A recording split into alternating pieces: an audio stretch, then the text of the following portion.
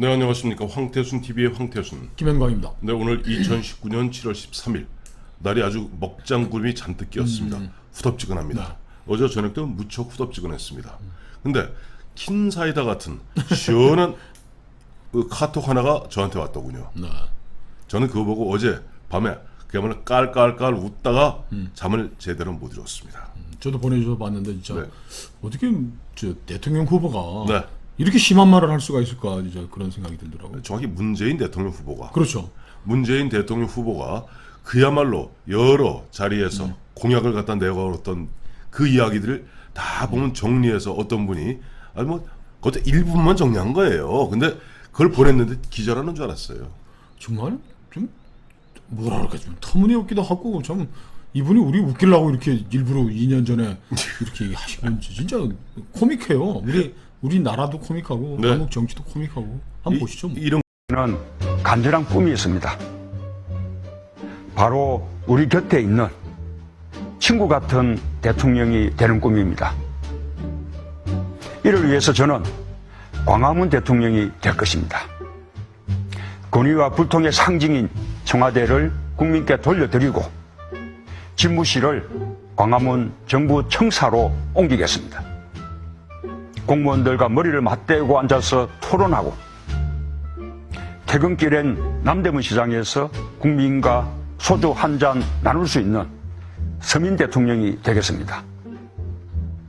광주 양동시장에서, 대구 서문시장에서, 부산 짜갈치 시장에서 국민들과 만나 막걸리 잔 기울이며 소통하는 대통령이 되겠습니다. 대통령의 24시간을 투명하게 공개하겠습니다. 우선 권위적인 대통령 문화를 청산하겠습니다. 준비를 마치는 대로 지금의 청와대에서 나와 광화문 대통령실을 열겠습니다. 참모들과 머리와 어깨를 맞대고 토론하겠습니다. 국민과 수시로 소통하는 대통령이 되겠습니다. 주요 사안은 대통령이 직접 언론에 브리핑하겠습니다. 퇴근길에는 시장에 들러 마주치는 시민들과 격이 없는 대화를 나누겠습니다. 때로는 광화문 광장에서 대토론회를 열겠습니다. 대통령의 제왕적 권력을 최대한 나누겠습니다. 권력기관은 정치로부터 완전히 독립시키겠습니다. 그 어떤 기관도 무소불위의 권력을 행사할 수 없도록 견제장치를 만들겠습니다. 낮은 자세로 일하겠습니다. 국민과 눈높이를 맞추는 대통령이 되겠습니다. 야, 진짜 대단하다, 대단해. 자, 친구 같은 대통령, 서민 같은 대통령이 되겠다고 약속하면서 예. 한 10가지 약속을 했는데 네. 단 하나도 안 지켰어. 하나하나 한번 짚어보시죠. 뭐. 우선 아니, 뭐 싸그리 안 하는데 뭐 이걸 그래도 또 한 번 한 번씩 그 광화문 대통령 되겠다. 청와대를 갖다가 국민들에게 돌려주고 집무실을 준비되는 대로 옮기겠다. 이 광화문. 약속에 대해서 국민들이 얼마나 열광했어요. 야, 네. 진짜 우리도 외국 대통령처럼 아니 수장처럼 가서 뭐 스웨덴 팔메 총리가 극장 가다가 뭐 총 맞았고 했는데 얼마나 감동을 줬네. 근데 이 약속을 경호상의 이유 하나 들어서 딱 다 그냥 날려버렸잖아요. 연초에 날렸죠. 날려버렸죠. 자, 공무원과 머리를 맞대고 토론하겠다. 본 적이 없죠. 본 적도 없을 뿐더러 공무원들은 완전 복지부동하고 있습니다. 아, 적폐로 몽땅 몰아조지는 자. 자, 재래시장에 가서 일 끝나면 소주 한 잔 마시는 아니, 대통령. 퇴근길 남대문에 가서 소주 한 잔 먹는 서민 대통령이 되겠다. 남대문에서 소주 한 잔. 아니, 기억나시죠? 작년이던가요?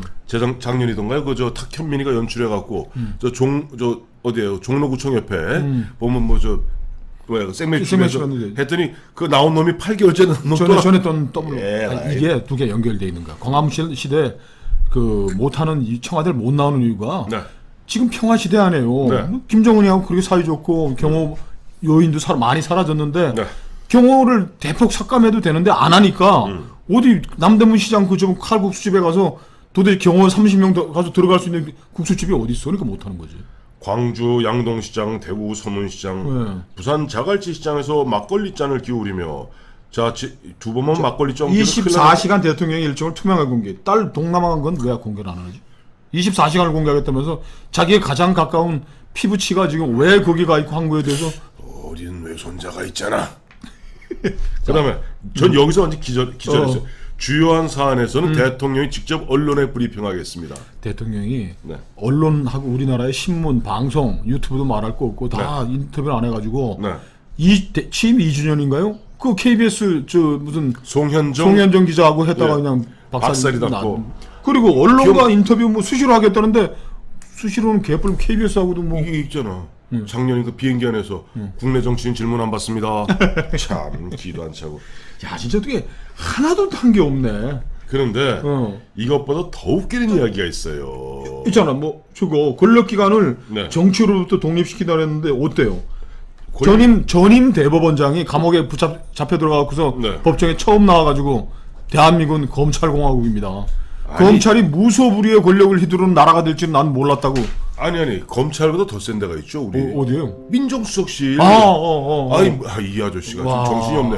여보세요. 청와대 행정관이 육군 참모총장 나오라 그러면 육군 참모총장 저쪽 계룡대에서 불이 나게 달려와서 카페에서 쭈그리고 앉아있는 이런 나라를 만들었는데 뭐 어쩌고 저쩌? 권력기관을 정치로부터 완전 독립시키겠다. 청와대가 너무 비대해졌고. 그러니까 자 우리가 절대 권력이 너무나 견제하는데 이게 강하고 대통령제가 제왕적 대통령이 되니까 네. 이 문재인 후보가 얘기한 광화문 시대에 열광했잖아요. 네. 그런데 약속하고 뭐 하나도 안 지키고 거꾸로 가버렸어. 여보세요. 검찰은 더욱더 무서운 기관. 청와대 행정관들이 국방장관 오라가라 뭐 육군 참모총장 오라오라 보셨죠 국회에서. 자 국방장관 자 6.25는 김일성이가 저 일으킨 침략 전쟁 맞죠? 누구 찾는 거야 지금? 청와대 행정은 나왔잖아요. 19초 만에 그나마 대답했습니다. 야, 자, 이와 기가 막힌 하나도 안 지키다 하나도 안 지키다. 기가 막힌 일이 있는데 더 딱 떨어지고 더 가가대소할 일이 있습니다. 자, 한번 보시죠. 공정한 나라를 만들기 위해서는 대통령과 청와대, 정부의 고위공직자부터 깨끗해야 합니다. 반칙으로 특권을 누려온 인사는 고위공직에 앉는 일이 없도록 원천적으로 배제하겠습니다. 참여정부 시절 저 문재인은 가장 깐깐하게 인사검증을 했던 민정수석이었습니다. 그때의 자세와 기준을 더욱 확고히 가져가겠습니다. 병력 면탈, 부동산 투기, 세금 탈루, 그리고 위장 전입, 논문 표절과 같은 5대 비리 관련자는 결코 고위공직에 오를 수 없게 하겠습니다. 국민의 의무를 회피하고 면탈하는 것은 자유일지 몰라도 그가 권력과 명예까지 가지게 해서는 안 된다고 믿습니다. 어때요? 참 기가 막힌 얘기를 했네. 아니 저런 얘기를 하지 말지 왜 해가지고 대통령부터 뭐 고위공직자 깨끗해야 한다. 반칙과 특권 그런 인사는 원천 배제하겠다. 그러니까 5대 비리가 반칙과 특권을 누려온 증거라는 거 아니에요. 네, 그렇죠. 그래서 근데 뭐 이건 뭐 각 언론에 낯선 거니까 네네. 이 당사자들 저한테 뭐 항의하시려면 하십시오. 강경화 외교장관 부동산 투기, 세금 탈루, 위장 전입, 논문 표절. 자 김상조 수백억 재산 가진 분이죠. 공정거래 한다는 이 양반 지금 정책실장 된 거 아닌가? 김상조 씨가 수백억, 장하성 씨가 수백억 아니에요? 김상조도 돈 많아요, 그렇게? 김상조 많죠. 그래요? 이 양반도 부동산 투기, 예. 세금 탈루, 예. 위장 전입, 예. 논문 표절. 언론에서 제기했던 겁니다. 뭐 저한테 뭐라 그러지 마십시오. 예. 그다음에 뒤에 안경환 법무장관 후보자도 뭐 유명한 얘기고. 유명한 얘기고. 예. 이효성 방송통신위원장 후보자는 오관왕을 했습니다. 5대 비리에. 감축드립니다. 요. 이래가지고 그리고 자기가 자. 뭐 가장 깨끗한 자. 민정수석이었다 그러는데. 그게 아니죠. 자, 이건 뭐 보면 처음에 5대 무슨 허드를 만들었다. 그 다음에 또 7대 허드를 만들잖아요. 네. 그러면서 뭐 음주운전도 하면서 그러면서 뭐 여러 가지 조건을 따라서 자기를 다 빠져나가. 문제는 그 다음에 사람을 기가 막히게 하는 얘기가 나 문재인은 가장 깐깐한 참여정부 시절 가장 깐깐한 인사검증을 한 민정수석 출신입니다. 근데 그 양반 측근으로 뭐 구속된 사람만 좀 해볼게요. 이강철, 네. 그다음에 박정규, 네. 이광재, 안희정, 서가번, 정상문 총무비서관까지 해서 사모님께서는 600만 불. 그 양반이 민정수석 비서실장 할 때 보냈던 네. 일 아닌가요? 그렇죠. 박연차라는 사람 대통령 주변에 오래 얼씬되지 못하게 해야지 왜 그 사모님 살살 꼬셔가지고서 600만 달러 주고 그걸 또 아들 딸들 또 미국도 왜 보내나 가서 뭐 그 집 사준다고 또 날치고 말이야. 그리고 이게 또 예. 이거 특권과 반칙 비리를 특권 누려온 사람이었는데 어제 우리가 좀 말씀드렸잖아요. 이 정권의 실력자들 장관들 전부 예외 없이 아들 딸들은 특 먹고 보내고 외국 유학 보내고 그래 놓고서 말이야. 아니 무슨 문재인 대통령 본인부터 딸 문 다해 부산에고 뭐 그다음에 곳곳이 간대야. 거기서 나오고 또 아들은 저 어디 파슨스 디자인 스쿨. 세계에서 제일 비싸고 좋은 뉴욕에 있는데 그러니까 이 좌파들이라는 게 우리 둘이 어제 맹세했잖아요. 네. 우리도 앞으로 좌파로 살자. 좌파로 살자. 세상에 누릴 거 다 누리고 자기들 반대하는 놈들은 전부 나쁜 놈 적해서 욕하고 네. 그러니까 문 대통령이 이런 세상을 예언을 했구나. 비리와 반칙 뭐 이런 특권 누렸던 놈들이 명예와 지위까지 누리는 네. 세상을 만들었네 드디어. 네. 그래서 저는 좌파들 과거 노무현 대통령도 마찬가지고 지금 문재인 대통령도 마찬가지고 늘 자기들끼리 한 얘기했습니다. 기회는 평등하고 과정은 공정하며 결과는 정의로울 것이다. 어느 나라에서 근데 뭐 그 황 대표가 만들어낸 신조어 있지 않습니까? 뭐예요? 물 들어올 때 노젓자. 그건 제가 한 게 아니라 물 들어올 때 한 건 더 해먹자. 그렇지. 그거는 문재인 씨가 한 얘기죠. 물 들어올 때 노져라. 있을 때 땡겨라.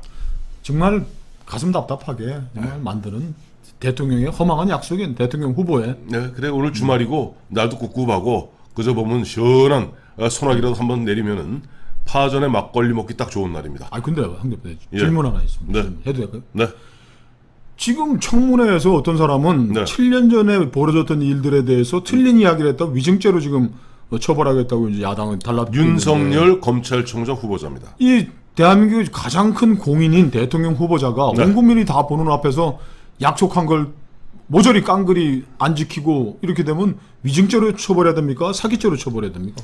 그 이제 위증 사기 좋다. 사기로 갑시다. 감사합니다.